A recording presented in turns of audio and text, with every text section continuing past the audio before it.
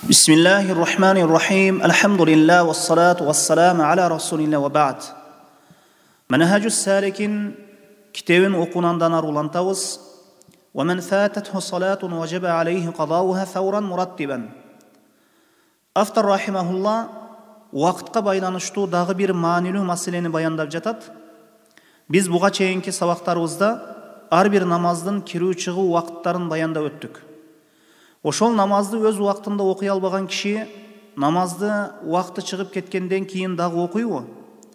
Казасын өтөсү керекпи? Албетте намаздын убагы чыгып кеткенден кийин намаз каза болот. Автор рахимахулла айтып жатат: "Ва мен фататху" ким намазды өз убактында окуй албай кала турган болсо, важаба алейхи qadauha анын казасы ага важип болот. Ага каза кылуу важип болот. Мындайча айтканда, каза намаздарын окуу важип болот. Биринчи өкүм каза кылуу важип, кечиктирбей мүмкүн болуусу менен бирге тезинен фавран казасын окуусу керек. Экинчи өкүм мураттибен, эгер бирден артык намаз каза болгон болсо, тартип менен каза кылуу керек. Мындайча айтканда, ошол каза намаздарын тартип менен окуу керек. Бирден артык намаз каза болгон болсо, кандай сүрөттө намаз важип болгон болсо, парз болгон болсо, дал ошондой сүрөттө тартип менен намаздын казасын өтөсү керек. Эгер намаздын каза болуусу үзүр себептүү боло турган болсо, алымдардын иттифакы менен, алымдардын бир пикирине көрө казасын өтөө важип. Пайгамбарыбыз саллаллаху алейхи ва саллям айткан: "Мен нама анис салати ау насияха фалюсаллиха иза закараха."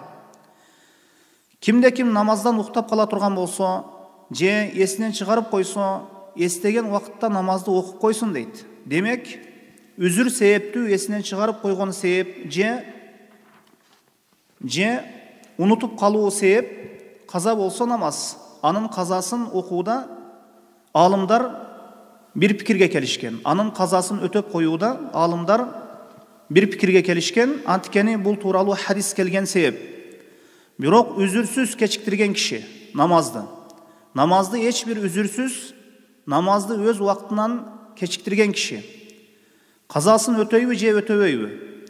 Мисалы, футбол көрүп жатып кызыгып кетип, жамаатка чыкпай намаз убагы келгенде көрүп отуруп, напсини тыя албастан акырына чейин футбол көрүп отуруп, намаз убагы чыгып кетти. Атайын кылды, намазды окуу керек экенин билип туруп намазды таштады. Бул албетте өкүмдөн алдын чоң күнөө кылды. Намазды ошол билип туруп убактысынан окубай, ошол убактысынан өткөрүп жиберди. Намазды таштоо, өз убактынан кечиктирүү, алымдар айтышат, намазсыздык, бейнамаздык күнөөсү адам өлтүрүү, зына кылуудан, арак ичүүдөн оорураак, чоңураак күнөө деп айтышат. Кимдир бирөө айтса, балан жерде адам өлтүрүп коюп тур деп айтса, аны чоң нерсе санашат адамдар. Намаз окубайт экен десе, анчалык көңүл каратпайбыз. Намазсыздын, бейнамаздын күнөөсү бир пикирге көрө арак ичүүнүн, зына кылуунун күнөөсүнөн чоң деп айтышат алымдар. Эми бул тарабынан алып карасак, тооба кылуусу керек болот ошол инсан. Бирок намаздын казасын өтөйбү же жокпу? Кээ бир алымдар эми намаз окусун, окубасын кабыл кылынбайт. Намаз убактынан чыгып кетти, каза өтөлбөйт деп айткан алымдар бар. Казасын окуса деле аны пайдасы жок деп айтышат. Бул жеңилдик бабынан эмес бул. Кабыл кылынбайт дейт. Аны окуунун пайдасы жок деп айтышат. Бирок көпчүлүк алымдар эмне деп айтышкан?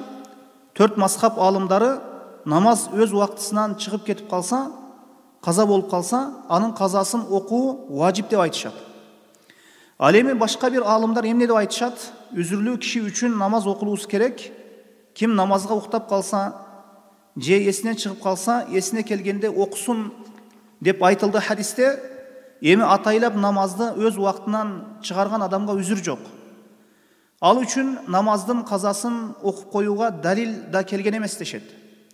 Бирок көпчүлүк алымдар кайдан алып айтышкан? Аллах билүүчү, көпчүлүк алымдардын сөзү күчтүүрөөк, казасын окуус керек. Эмне үчүн? Биринчиден кыяс кылынат. Эгер үзүрлүү киши казасын өтөө керек болгондон кийин Üzürü жоқ болған адам қазасын өтөөсү акылуураак.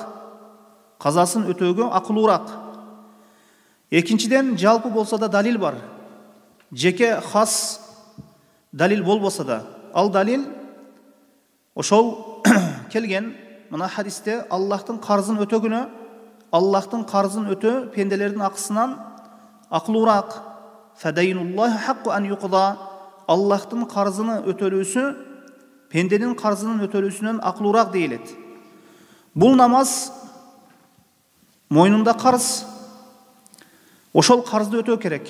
Мына ушул хадис намаздын казасын окуусу керек экенине далил болот. Жок, убакты чыккандан кийин казасы өтөлбөйт дегендердин далилдеринин бири, кудум намаз убакты кирүүсүнөн алдын намаз окуган кишинин намазы өтөбү же өтпөйбү? Намаз убакты кирбей туруп окулган намаз өтпөйт. Кудум ушундай эле убакты чыккандан кийин окуса да кабыл болбойт. Эми буларга жооп берип айтылат, бул кыяс туура эмес, бул салыштыруу туура эмес.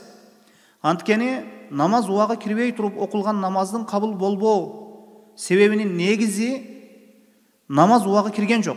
Бирок намаз убагы чыгып кеткенден кийин окуган адам намаз убакты кирүүсү менен мойнуна важип болуп калды. Важип болду убакыттын кирүүсү менен. Намаз убакты чыгып калуусу менен мойнунан түшүп калбайт. Албетте казасын окуусу керек болот. Мына ушундан келип чыгып, кээ-бирлер сурашат, 40 жашта, 50 жашта намазды баштадым дейт.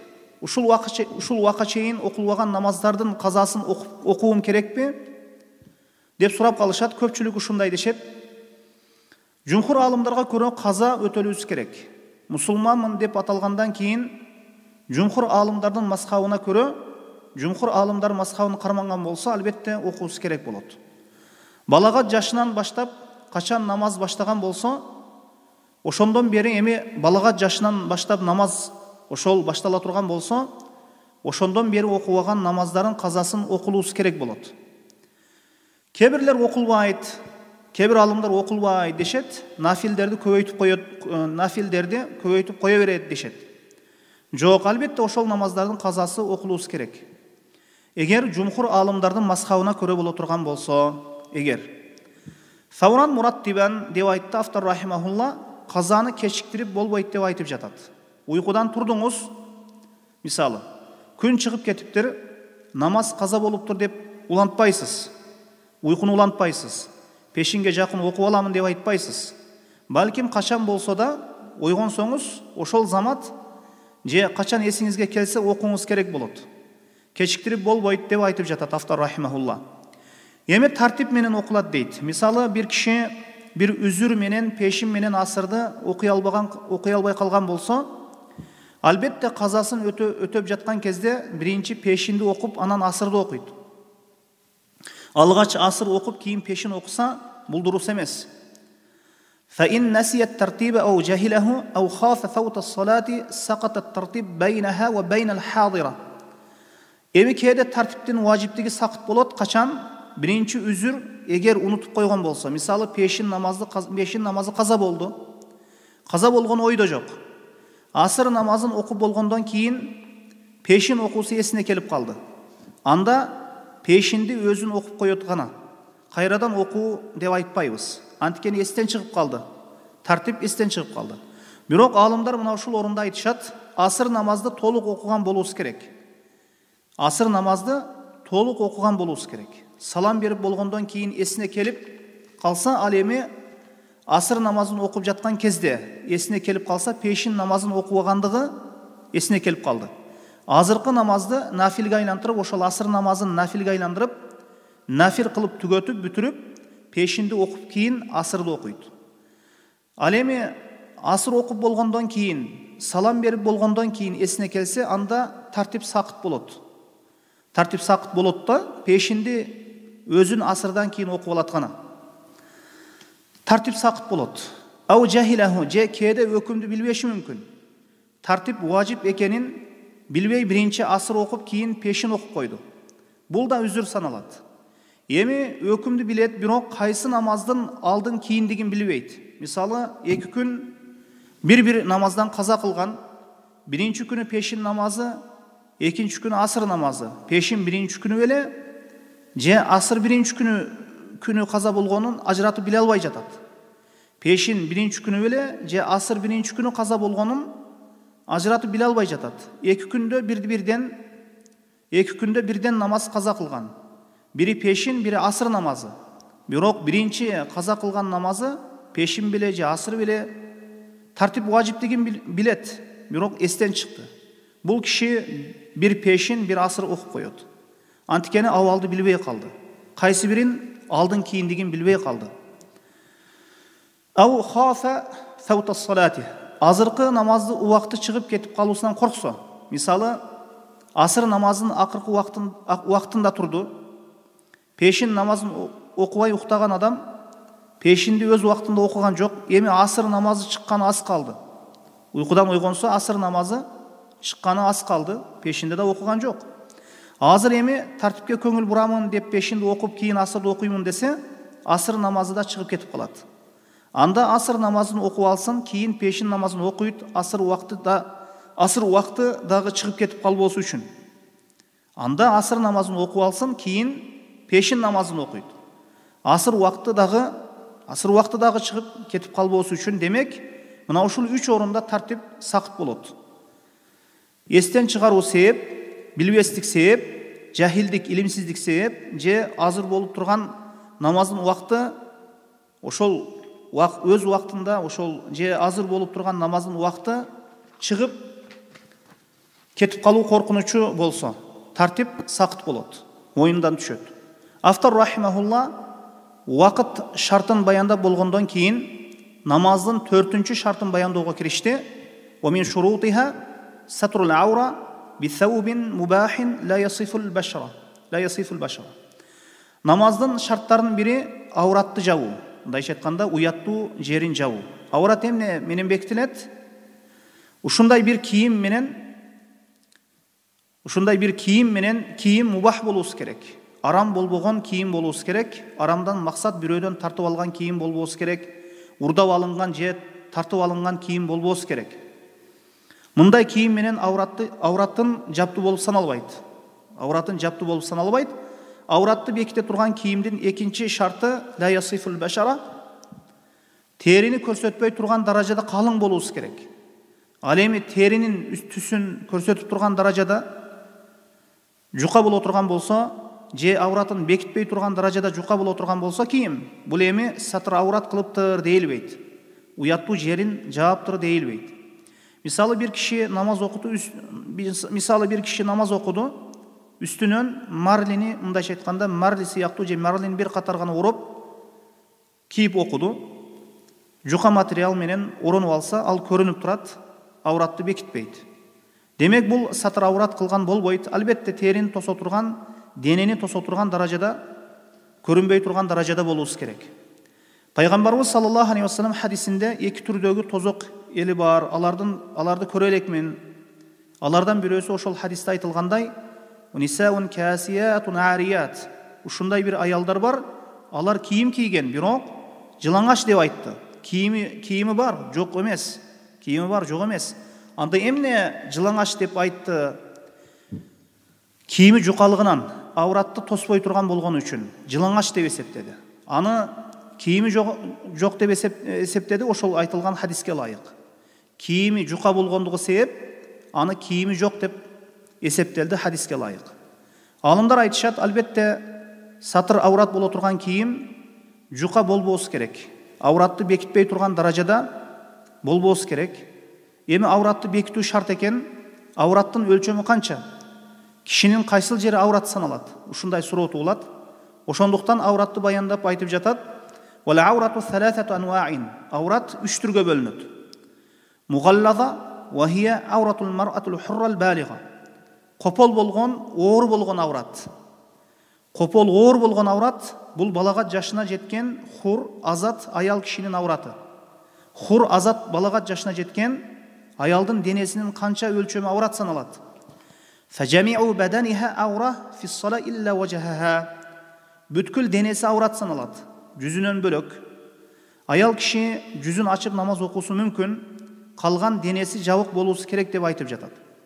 Кол бут да жабылуусу керек экен аял кишинин.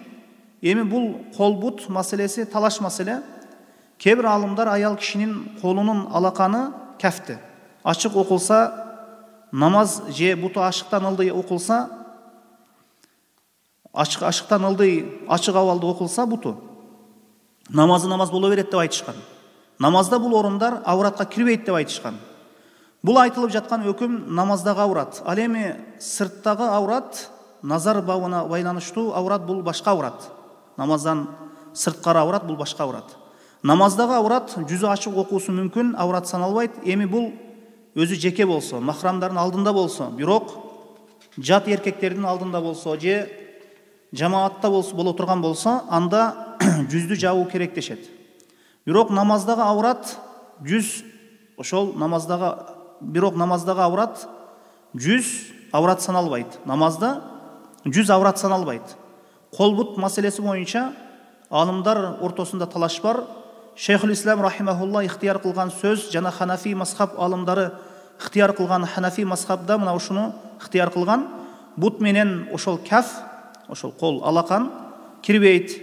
Бутунун ашыктан ылдый тарабы ачык абалда, кафты ачык абалда окуса намазы намаз дешет. Бут маселесинде бир хадис келген. Умму Салама радияллаху анхадан аял киши изарсыз көйнөктүн өзүндө намаз окуса болобу деп айтканда, пайгамбарыбыз саллаллаху алейхи вассалам ооба, эгер бутунун үстүңкү бөлүгүн жаап турса деп айткан. Бутту да жаап турса узундугунан болот деп айткан. Ошол көйнөгүнүн узундугу бутуну жаап турса. Ушуга көрө кээ бир алымдар буттун асты жабылуусу шарт эмес го, сажда кылганда асты көрүнө турган болсо зыяны жок. Бирок үстүңкү тарабы, үстүңкү бөлүгү көрүнүп калса, көйнөк узундугу жаап турса, үстүңкү тарабы көрүнүп калса болбойт. Ал эми көйнөк узундугу жаап турса болот деп айтышкан. Ал эми асты көрүнүп турса эч нерсе эмес деп айтышкан. Кээ бир алымдар бут бөлөк деп айтышкан. Ушуга көрө этияты, мындайча айтканда, кандай десек, этияты ошол носки кийип, мындайча айтканда пайпак кийип окуусу бул жакшы. Алымдардын талашынан да чыккан болуп эсептелинет. Эми пайпаксыз намазды окуп койсо, аял киши намазды окуп койду пайпаксыз же кол ачык абалда окуса намазды, иншаллах намазы намаз. Ал эми башка жерлерин сөзсүз бекитүүбүз керек. Албетте аял киши, кээ бир аялдар оромолун туура орой албайт, алды арткы тараптан чачтары чыгып турат. Ал намаз болбой калат. Бир гана аз гана өлчөмдө ачылып калган болсо, бул кечирилет деп айтышкан алымдар. Өзү билбеген абалда мойнунан же чачынан бир аз ачылып калган болсо, бул эми кечирилет. Билбей окуп койгон болсо. Шейхул Ислам рахимахулла айтат: "Иза инкашафа шай'ун ясирун мин ша'риха ва баданиха, лам якун алейха al-i'ada 'inda akthar al-ulama." Эгер чачынан же денесинен аз бөлүгү ачылып кала турган болсо, аял кишинин намазда ошол намазын кайтарып окуу шарт эмес. Ошол көпчүлүк алымдардын пикирине көрө дейт. Имам Абу Ханифа жана Имам Ахмаддын мазхабында дал ушундай. Ал эми денесинин же чачынын көбүрөөк бөлүгү ачылып калган болсо, 4 имамдын айтканына көрө аял киши намазын кайтарып окуусу керек. Антикени сатыр аврат болгон жок, авратты жабуу болгон жок. Бул авраттын биринчи түрү. Эми оор аврат, копол аврат деп айттык. Аял кишинин бүткүл денеси аврат деп айттык. Бир гана шарият аврат деп санабаган орундардан башка. Эми андан кийинки ва мухаффафа ва хия аврату ибни 7 синин ila 10 ва мухаффафа ва хия аврату ибни 7 синин ila 10 ва хия фаржан. Жеңил аврат 7 жаштагы жаш уул баланын 10 жашка чейинки болгон авраты. Ошол жеңил аврат 7 жаш уул баладан 10 жашка чейинки жаштагы авраты, ушундай балдардын авраты жеңил аврат. Алды артка авраты 7 жаштан 10 жашка чейинки балдардын авраты жеңил аврат саналат экен. Алды артка авраты киндиктен тизеге чейин деп айткан жок. Ич кийимде жүрсө авраты жабылган болуп саналат. Бул эми 7 жаштан 10 жашка чейин. 7 жаштан ылдый авраттын өкүмү жок дегени. Ошондуктан алымдарда ижма бар. 7 жашка жетпеген бала өлсө, аялдар аны гусул кылдыруусу мүмкүн, кыз бала болсо эркектер жуунтуруусу мүмкүн дешет. Эгер аял киши болбосо, анткени аврат өкүмү жок дешет. Бул дегени ич кийимде жүрө берсин же жылаңач жүрө берсин деген эмес. Бул намазга байланыштуу өкүмү тарабынан ушундай бала кыз намаз окуп койсо 7 жашка жетпеген аврат ачык абалда дегени. Бирок баары бир уялууга үйрөтүү керек, жаштыгынан кийим кийүүгө үйрөтүү керек. Бул башка маселе. Бул Ханбали мазхаб алымдарынын сөзү. Эми бул башка мазхабтарда башкача сөздөр менен да келген. Мисалы Ханафи мазхабта 4 жаштан ылдыйын өкүмү жок деп айтышат. Мындайча айтканда аврат өкүмү жок деп айтышат. 4 жаштан кичине балада аврат жок деп айтышат. Назар салуу арам эмес. Махрам болбогон киши тазалап койсо боло берет дешет. Эми андан арысы ага карап өкүм өзгөрө берет. Ошондуктан бул тууралуу чектеп бере турган бир далил жок. Ошондуктан иштихад кылышкан алымдар. Алымдардын иштихадына көрө маселе мына ушундай. Мына ушул жерге чейин. Аллаху алам. Ва саллаллаху ала Мухаммадин ва алейхи ва сахбихи ва саллам.